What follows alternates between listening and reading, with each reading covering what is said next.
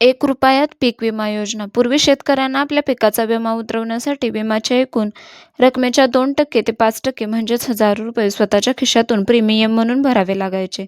लहान आणि अल्पभूधारक शेतकऱ्यांना हा खर्च परवडत नसल्यामुळे ते विमा उतरवत नसत आणि नुकसान झाल्यावर देशोधडीला लागत असत. पण आता तसे नाही. सरकारने 3 जुलै 2026च्या सुधारित शासन निर्णयानुसार खरीप हंगाम 2026 साठी सर्वसामान्य शेतकऱ्यांसाठी पीक विम्याचा हप्ता केवळ ₹1 केला आहे. होय, तुम्ही अगदी बरोबर ऐकले. फक्त ₹1 तुमच्या संपूर्ण शेतातील पिकाला लाखो रुपयांचे विमा संरक्षण मिळते.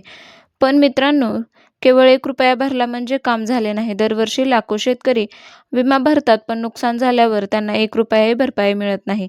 का माहीत आहे? कारण त्यांना क्लेम करण्याची योग्य पद्धत माहीत नसते. ते चुकीच्या पिकाची नोंद करतात आणि 72 तासांच्या आत विमा कंपनीला कळवत नाहीत. आणि सर्वात महत्त्वाची गोष्ट, खरीप हंगाम 2026 फॉर्म भरण्याची अंतिम तारीख 31 जुलै 2026 आहे. काही दिवस शिल्लक आहेत. शेवटच्या तारखेला सर्व्हर डाऊन होतो, इंटरनेट चालत नाही आणि शेतकरी सुटून जातात. नक्की ऐका, यामुळे संपूर्ण माहिती आणि लवकरात लवकर तुमचा पीक विमा उतरवा. तर आपण या योजनेसाठी पात्र असणारे 14 मुख्य पिके कोणती? ₹1 विमा उतरवल्यास नक्की किती रुपयांचे संरक्षण मिळते? ऑनलाईन फॉर्म भरताना कोणत्या 5 चुका केल्यास फॉर्म रिजेक्ट होतो? आणि नुकसान झाल्यावर 72 तासांच्या आत क्लेम कसा नोंदवावा? याबद्दल आपण संपूर्ण माहिती पाहणार आहोत. तर हा ₹1 पीक विमा योजना काय आहे? तर ₹1 पीक विमा योजना नेमकी कशी काम करते? केंद्र सरकारच्या प्रधानमंत्री पीक विमा योजना अंतर्गत संपूर्ण देशात विमा राबवला जातो. यामध्ये खरीप पिकांसाठी एकूण प्रीमियमच्या 2% हिस्सा शेतकऱ्याने भरायचा असतो, तर कमर्शियल किंवा बागायती पिकांसाठी 5% हिस्सा भरायचा असतो. उर्वरित रक्कम केंद्र आणि राज्य सरकार 50-50% या प्रमाणात भरतात. तर महाराष्ट्राचा ₹1 पॅटर्न काय आहे? महाराष्ट्र सरकारने शेतकऱ्यांवरील हा आर्थिक बोजा पूर्णपणे काढून टाकण्याचा निर्णय घेतला आहे. त्यामुळे सरकारने शेतकऱ्याच्या वाट्याचा जो 2% किंवा 5% प्रीमियमचा हिस्सा येतो, तो साधारणपणे एकरी 1,500 ते 3,000 पर्यंत असू शकतो. तो हिस्सा शेतकरी भरणार नाही. शेतकऱ्याला फक्त ₹1चे प्रतिमात्मक शुल्क म्हणजेच टोकन फी भरायचे आहे. शेतकऱ्याच्या वाट्याचे उरलेले सर्व ₹1000 आता महाराष्ट्र शासन स्वतःच्या तिजोरीतून विमा कंपनीला अदा करते. ही योजना कर्जदार आणि बिगर कर्जदार शेतकऱ्यांसाठी कशी आहे? तर पहिले, पीक कर्ज हे बँकेकडून म्हणजेच बँक खात्यातून सक्तीने कापले जायचे.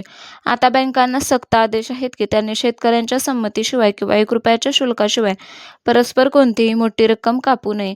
त्यामुळे कर्जदार शेतकऱ्यांनीही बँकेत जाऊन आपला फॉर्म ₹1 भरला आहे की नाही याची खात्री करणे आवश्यक आहे. तसेच बिगर कर्जदार शेतकऱ्यांना कोणतेही कर्ज नाही, ते शेतकरी पूर्णपणे स्वतःच्या इच्छेने या योजनेत सहभागी होऊ शकतात. त्यांच्यासाठी ही योजना अत्यंत फायदेशीर आहे. तसेच भाडेतत्त्वावरील शेती किंवा खंडाने शेती करणे. तर अनेकदा जमिनीचा मूळ मालक शहरात राहतो आणि दुसरीच व्यक्ती त्या जमिनीवर कष्ट करत असते. अशा शेतकऱ्यांना कुळ शेतकरी म्हणतात. नवीन नियमानुसार हे शेतकरी देखील ₹1 पीक विमा उतरवू शकतात.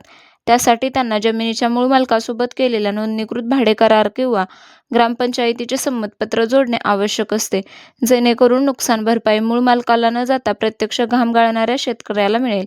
तर यामध्ये कोणती नक्की 14 पिके येतात? तर यामध्ये भात, खरीप ज्वारी, बाजरी, मका आणि नाचणी, कडधान्य, यामध्ये तूर, मूग, उडीद, तसेच तेलबिया म्हणजे सोयाबीन, भुईमूग, तीळ, कारळे, तसेच कापूस आणि खरीप कांदा. तर तुमच्या गावात किंवा मंडळात जे पीक अधिसूचित आहे त्याचाच उतरवता येईल. हे फॉर्म तुम्ही भरताना CSC केंद्रात तपासू शकता. विमा भरल्यानंतर मिळणाऱ्या पावतीवर तुमच्या जिल्ह्याच्या विमा कंपनीचा नाव आणि त्यांचा टोल फ्री नंबर लिहिलेला असतो, तो जपून ठेवा. तर विम्याचे संरक्षण रक्कम कशी मिळते तर ते पाहूया. तर हेक्टरनुसार विम्याची रक्कम प्रत्येक पिकासाठी प्रति हेक्टर असते. विम्याची रक्कम निश्चित केली जाते. पिकाच्या उत्पादन खर्चावर ही रक्कम ठरते. साधारणपणे महाराष्ट्रातील चालू वर्षाचे दर हे कसे आहेत ते पाहूया. तर सोयाबीन प्रति हेक्टर साधारण 50,000 ते 55,000 रुपये विमा संरक्षण मिळते. तसेच कापूससाठी प्रति हेक्टर साधारण 60,000 ते 70,000 रुपये विमा संरक्षण मिळते. तसेच भात यासाठी प्रति हेक्टर 55,000 ते 62,000 रुपये विमा संरक्षण मिळते. तसेच तूर, मका यांसाठी प्रति हेक्टर 40,000 ते 48,000 रुपये विमा संरक्षण मिळते.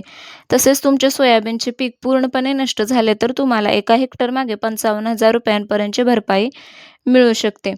तर हा विमा तुमच्या पिकाला पेरणीपासून ते थेट पीक घरात येईपर्यंत 4 वेगवेगळ्या टप्प्यांमध्ये संरक्षण देतो. त्यामध्ये पहिला म्हणजेच जर हंगामाच्या सुरुवातीला पाऊस पडलाच नाही किंवा अत्यंत प्रतिकूल हवामानामुळे शेतकऱ्यांना पेरणीच करता आली नाही, तर अशा परिस्थितीत शेतकऱ्यांना पेरणी न झाल्याबद्दल विम्याच्या रकमेच्या 25% रक्कम दिली जाते, जेणेकरून त्यांचा बियाणे खरेदीचा झालेला खर्च टप्पा निघेल. तर हंगामाच्या मधील नैसर्गिक आपत्ती हा दुसरा टप्पा असतो.